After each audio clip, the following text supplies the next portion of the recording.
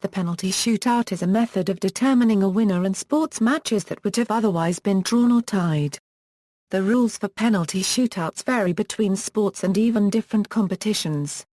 However, the usual form is similar to penalty shots in that a single player takes one shot on goal from a specified spot, the only defender being the goalkeeper. Teams take turns, and the one with the largest number of successful goals after a specified number of attempts is the winner. If the result is still tied, the shootout usually continues on a goal-for-goal basis, with the teams taking shots alternately, the winner being the one to score a goal that is unmatched by the other team. This may continue until every player has taken a shot, after which players may take a second shot, etc., until a result is decided.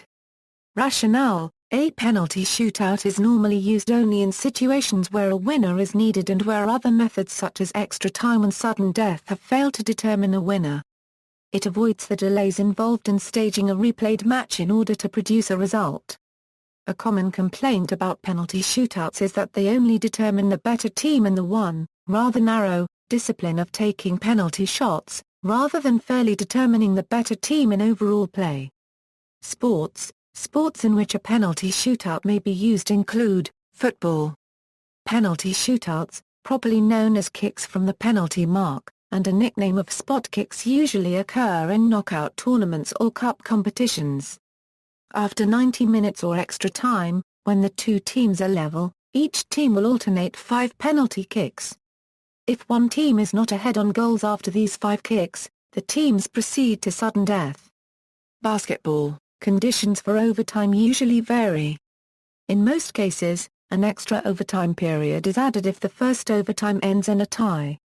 In some recreational leagues, because of time constraints, some leagues use a shootout procedure where teams alternating 5 rounds of free throw shooting. Field hockey. Ice hockey. If the score remains tied after an overtime period, the subsequent shootout consists of a set number of players from each team taking penalty shots. After these shots, the team with the most goals is awarded the victory. If the score is still tied, the shootout then proceeds to a sudden death. Additional shots are played until one team scores and the other doesn't. The scoring team wins and is awarded 2 points in the standings, while the losing team is awarded 1 point. Regardless of the number of goals scored during the shootout by either team, the final score awards the winning team 1 more goal than the score at the end of regulation time.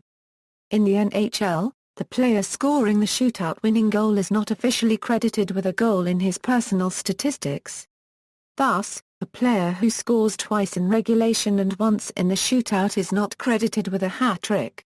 In many North American minor leagues, the player that scores the shootout winning goal is credited with 1 shot on goal and 1 goal. The losing goaltender of the shootout is credited with 1 shot against, 1 goal against, and an overtime shootout loss. North American professional hockey does not allow shootouts in postseason play, and instead will play multiple 20-minute sudden death overtime periods as are needed until a team scores. The official IIHF name of the procedure is game-winning shots.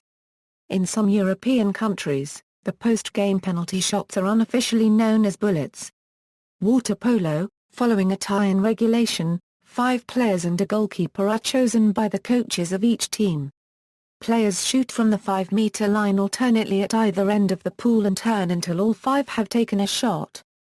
If the score is still tied, the same players shoot alternately until one team misses and the other scores. The scores from the penalty shootout are added to the score instead of being counted as a separate score as in other sports. Colleges have no such shootout procedure. Teams play 2 straight 3-minute periods, and if still tied play multiple 3-minute golden goal periods. Handball, if a game is tied after regular time and a clear winner is necessary, it would proceed to 2 5-minute periods of overtime with a 1-minute break before each. If the scores are still tied, a second overtime of 2x 5 minutes is played. If the game is still tied after 2 overtimes, the game goes into a penalty shootout. 5 players per side throw 7 meters penalties. If still tied, 1 player per side take a penalty throw until a decision is found, which is the same procedure as in association football. Gaelic football, A 45-meter kick shootout is sometimes used.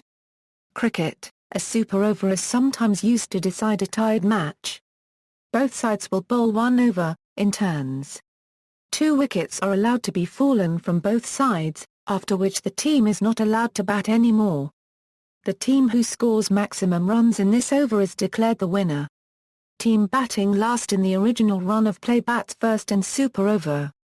Rugby union. In rugby union, 5 players take kicks on goal from the centre of the 22-metre line. If the scores are level after 5 players from each team have kicked, the shootout goes to sudden death. As with cricket, no player may defend the goal. This tie-breaking method was used for the first time at a professional level in Leicester Tigers' Heineken Cup semi-final victory over the Cardiff Blues on May 3, 2009. After a 26-26 draw after extra time, Leicester won the shootout 7-6. See also, tiebreaker, references. External links, FINA Water Polo Rules for Penalty Shootouts, Football Penalty Shootout Trivia.